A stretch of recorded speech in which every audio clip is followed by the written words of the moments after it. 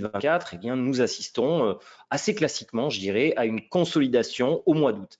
Alors, les Américains nous disent c'est le perfect storm. Donc, ça veut dire quoi? Ça veut dire qu'on a en même temps la conjonction d'un ralentissement économique, notamment aux États-Unis, on y reviendra juste après, d'une décision de politique monétaire japonaise, et là je prends quelques secondes pour expliquer, c'est-à-dire que le carry trade était financé en yens. Ça veut dire quoi? Ça veut dire que les spéculateurs se finançaient en yens étant donné que c'était la monnaie qui avait le moins de taux d'intérêt, donc ça vous coûtait le moins cher pour emprunter, et on allait derrière acheter des actifs risqués.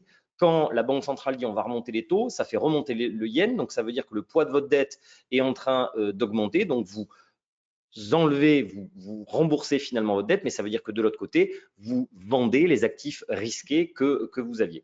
Donc tout ça a fait craindre que ce carry trade s'arrête et les gens ont vendu, les investisseurs ont vendu assez massivement les actifs risqués. Donc on a ralentissement économique américain, politique monétaire japonaise, et 3, on arrive à un moment, fin juillet, début août, où la liquidité est faible sur les marchés. Et donc tout ça amplifie les mouvements de marché. Nous, chez Hauss, on pense aussi quand même que le marché avait besoin d'un argument pour baisser parce que les valorisations étaient élevées. Donc là, on assiste à une consolidation qui est plutôt saine et on y reviendra en conclusion. Donc, si on regarde les données macroéconomiques, qu'est-ce qu'on constate? C'est vrai que les PMI en Europe ont été pas très bons pour le deuxième mois consécutif. Donc, on a une baisse de ces PMI qui laisse entendre un ralentissement économique.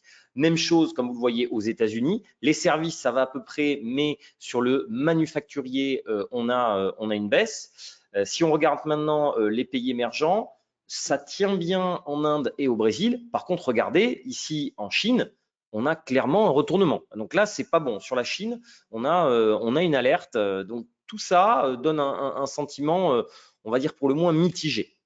La confiance du consommateur maintenant. La confiance du consommateur, elle est plutôt bonne en Europe. Vous voyez, elle continue à augmenter mois après mois, alors qu'elle est en train de se retourner. Elle confirme son retournement aux États-Unis. Donc, encore une fois, finalement, ce sentiment macroéconomique aux États-Unis est assez négatif. C'est logique, hein, ça fait 2 ans qu'on a des taux élevés. C'est ce que veut la Banque centrale, c'est ralentir l'économie pour faire ralentir l'inflation. Alors, justement, on va aller voir sur l'inflation. Bon, la confiance du consommateur chinois, elle est basse, elle reste basse. La Banque centrale, le gouvernement n'arrivent pas à raviver la croissance en Chine. L'inflation, regardez, elle baisse, elle se stabilise en Europe et aux États-Unis. Mais il y a un mais quand même, c'est que ça se stabilise, mais sur des niveaux élevés. Rappelez-vous ce qu'on disait il y a un an et demi. On disait oui, l'inflation va baisser, notamment parce que le marché de l'emploi est un indicateur retardé. Donc, c'est en ce moment qu'on voit que le marché de l'emploi fléchit. C'est normal, ça vient en dernier dans le cycle.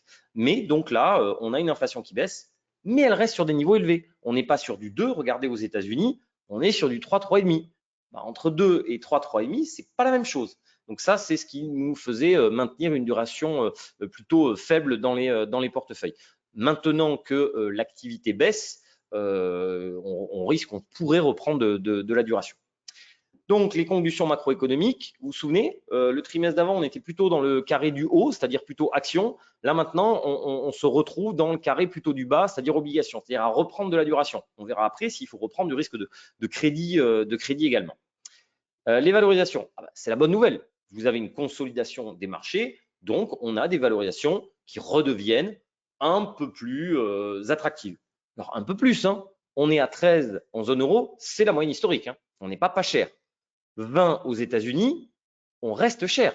La moyenne historique, c'est 15,5. Attention, hein. Et dans les émergents, on est plutôt pas cher.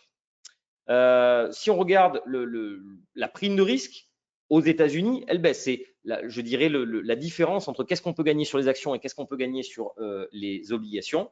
Là, elle baisse. Et encore, là, on a été gentil. On a mis la prime de risque et on a comparé par rapport au rendement réel, c'est-à-dire en enlevant l'inflation, pas au rendement nominaux. Sinon, on est à 0. Donc, c'est pas très, très bon quand même, hein. Value croissance.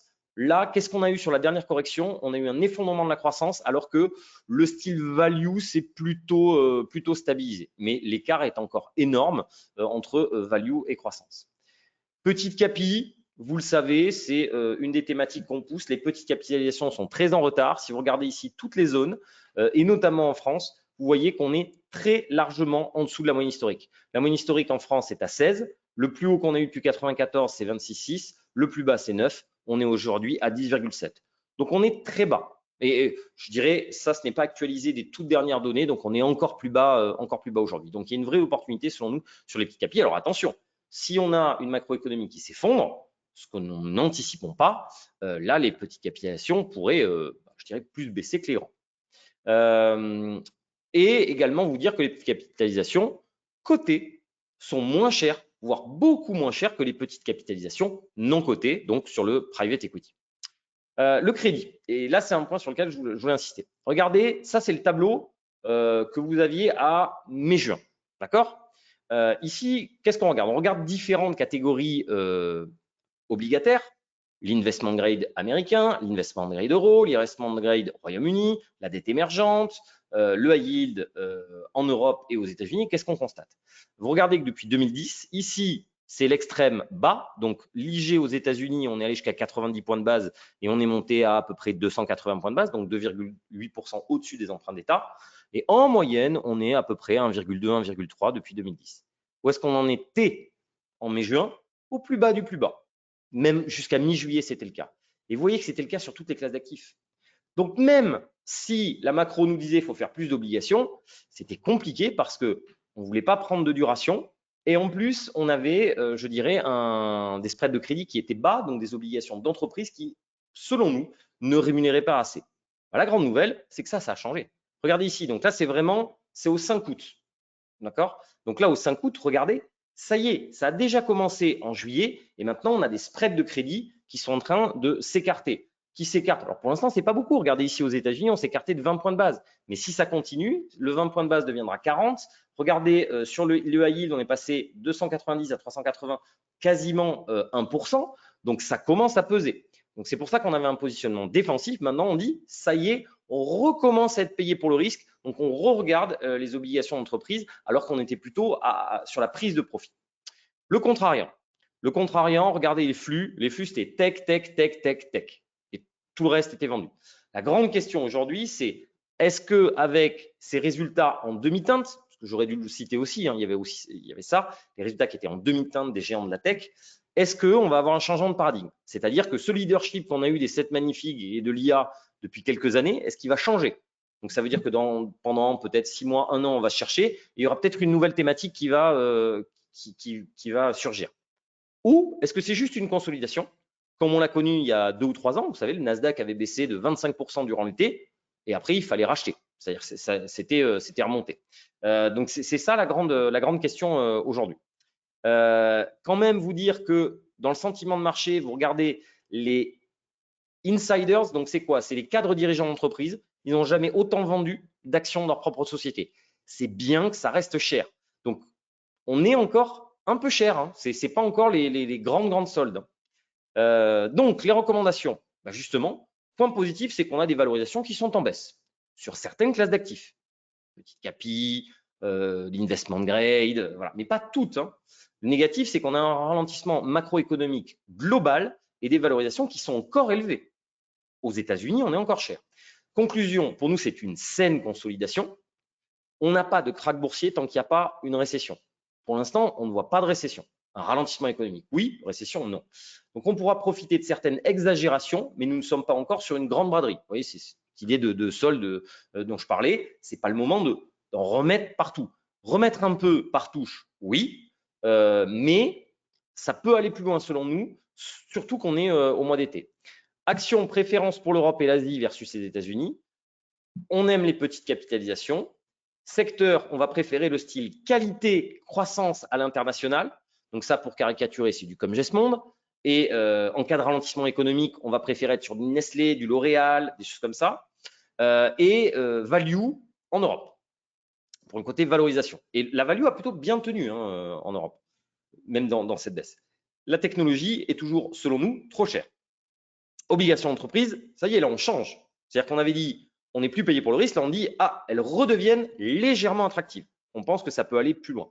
Nous préférons toujours l'investment grade au high yield parce que ralentissement économique, je n'ai pas très envie d'être dans le high yield. et on n'a plus autant de liquidités qu'avant, donc il y aura de la casse. Obligations souveraines, le ralentissement macro permet de reprendre un peu de duration. Donc si on arbitrait, on irait vers des fonds un peu plus longs, d'accord? Attention, hein, pas du 10 ans ou du 15 ans, hein, mais du 4, 5, 6 ans, pourquoi pas. Pays émergents, préférence pour les devises locales. Et sur les matières premières, il y a trop d'incertitudes macroéconomiques aujourd'hui pour aller se positionner sereinement sur le cuivre, le zinc ou ainsi de suite. Ça nous semble un petit peu compliqué. Voilà, je vous remercie beaucoup pour votre attention et je vous dis au trimestre prochain.